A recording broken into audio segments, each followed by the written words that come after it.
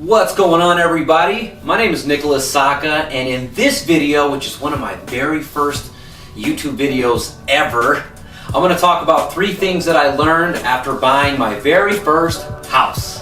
Let's get into it.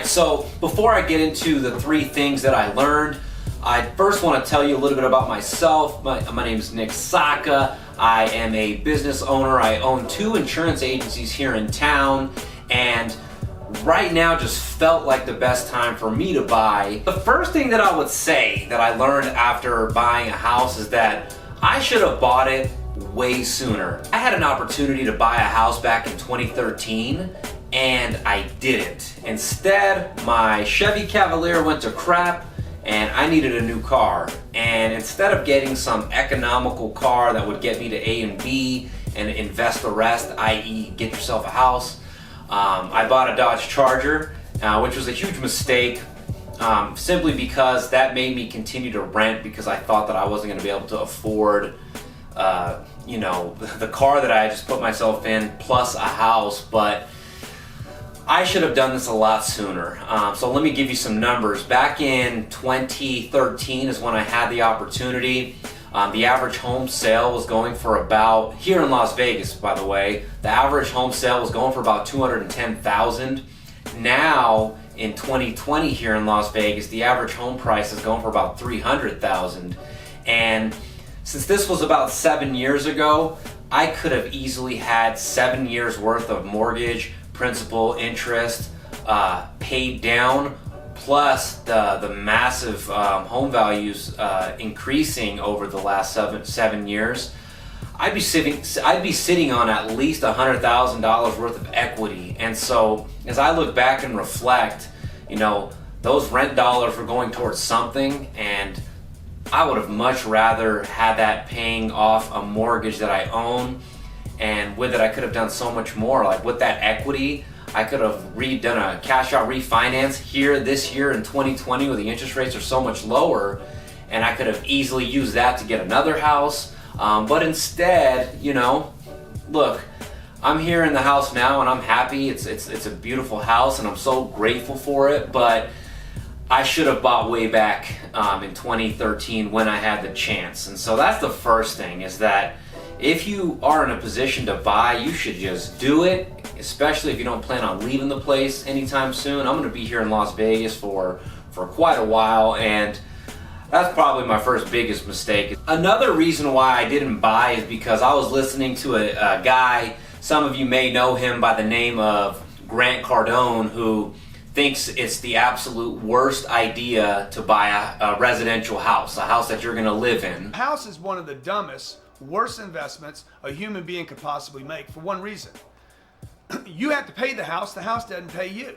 And thinks that it's a much better idea to buy multi-family houses and to rent them all out.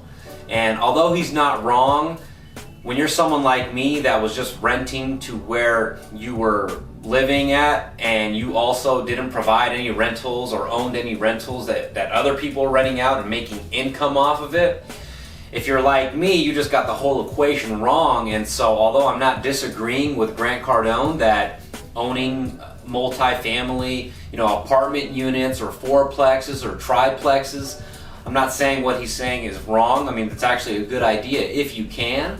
But if you don't own any real estate and you're just renting the house that you're living in, I think that that's a bad idea, in my opinion. Take it from me, just because I could have been building equity this whole time. The second thing that I learned after buying my very first house is that the entire process actually isn't as intimidating or intense as I originally thought it would be. I thought it'd be a little tedious or complicated, but really not. And so the moment I made my decision to buy, when I got connected with my realtor buddy who's been in the industry for a long time. He owns a brokerage here in town. He does a lot of transactions, and he essentially guided me throughout the entire process, as a good realtor should. And he got me connected with a trusted lender in which got me pre-approved. And so, maybe it's my background in banking that made the process a lot easier than I thought it would be. But, from providing all the documentation that they were looking for, so, pay stubs, tax returns, business tax returns, and them just, getting you pre-approved to finding out how much you can get approved for, to the home searching process, to just going through a bunch of houses until you find the one that you really, really like. Make sure that you have a solid realtor that can get you connected with a solid loan company or mortgage company. Just make sure that the people that you're dealing with are competent and know what they're doing. And the process should be pretty simple and easy from start to finish. And so the home buying process isn't as intense as I thought it was going to be. However, I will say, with everything going on here in 2020, they were a little detail oriented, because things aren't like they were back in 06 and 07 where, you guys seen Oprah.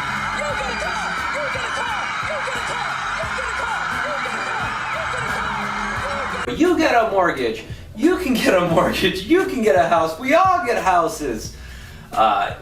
It's a lot more detailed now than it ever was before, especially this year with verifying income and stuff, but the process was not as tedious as I thought it was going to be. The third thing that I learned after buying my very first house are all of the hidden costs, all the hidden expenses that you don't quite pay as a renter, right? When you're renting a house, the only out-of-pocket costs are your security deposit. So if your rent's $1,500, the average security deposit's about what the cost of your rent is. So your first month's rent is $3,000 as a renter, and you may or may not get most of that back at the end of your lease. And if there's anything wrong with your house during your tenantship, I guess, I don't know if that's a word, but if there's anything wrong with your house, you essentially call the property management company or the landlord, and you let them know, hey, my washer's broken, my dryer's broken, the water heater's leaking, and that's up to them to fix it, right?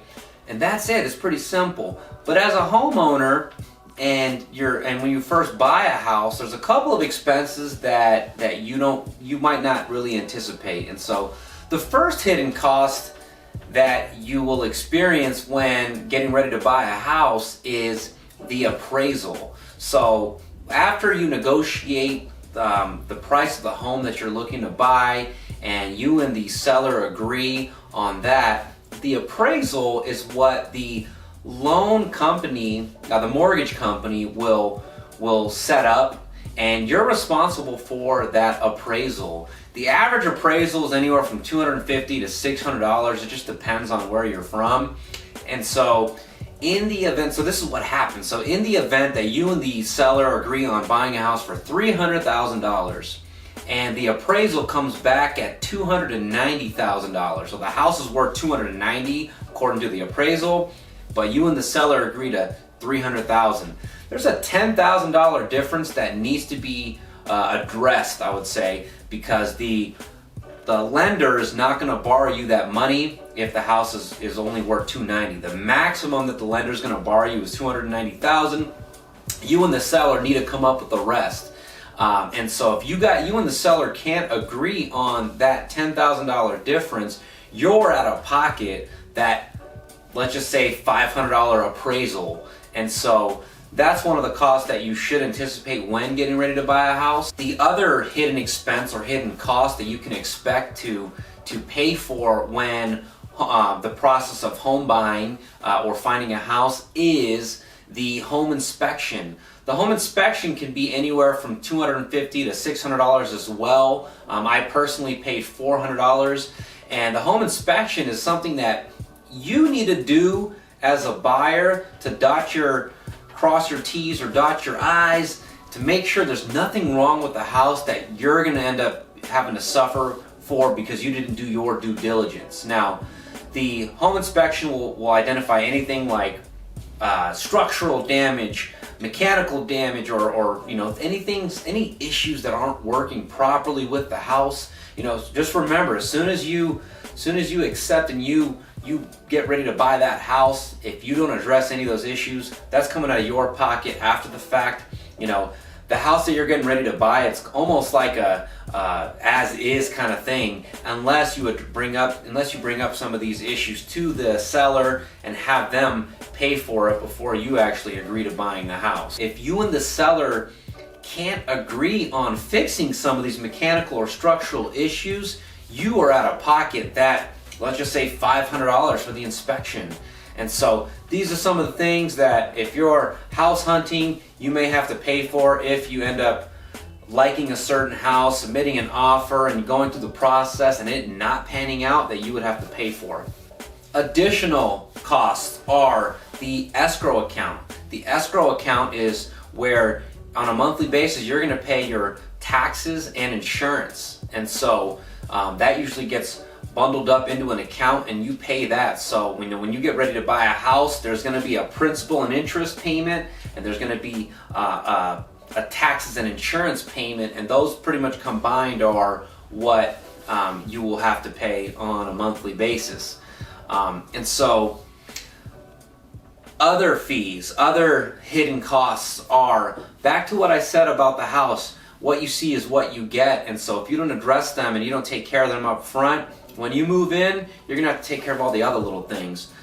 A couple of the things that I've done so far for the house is I've added a doggy door, right? I've got my TVs mounted. I've got my garage floors and garage walls repainted and retouched up. I got the epoxy on the garage floors, and all these little things add up. And so, but what I will tell you is that it does add to the overall value of the house. When you do certain upgrades, that it's more of like a delayed gratification thing. So as long as you're okay with forking up some of these expenses up front, it'll help you in the back end. I'm a firm believer that the price is not, I'm not even a firm believer, it's just facts that the price of your home will go up in time, and so I'm not too worried about the value of my house. Even though I bought at maybe the very top, you would say, the next couple years are going to be crazy, but I'm not too worried about it because I know ultimately 5, 10, 15, 20 years down the line, my house is going to be worth a lot more than it is today. So there you have it. Those are the 3 things that I learned after buying my very first house. I hope you took some value out of this. I will include a couple of other things, a couple of bonus things that I learned, is that sometimes you might have neighbors that suck. And so what I mean by that is try to peep your neighborhood as well, in case you might get a couple Karens, or you might get a couple of dogs that might be a little loud and things like that. Not that I've experienced too many of those things, but in my past of renting houses, you really don't know what you're getting until you move into the house, and so that's a little bonus tip there for you. But hopefully you took some value out of this. This is one of my very first YouTube videos, so if you would do me a huge favor and smash that like button, I mean just destroy that like button, because it's going to help me grow my YouTube channel. You can expect a lot more content from me moving forward, so I appreciate you guys for watching this far. Thank you so much. More content to come. Let's go. Peace.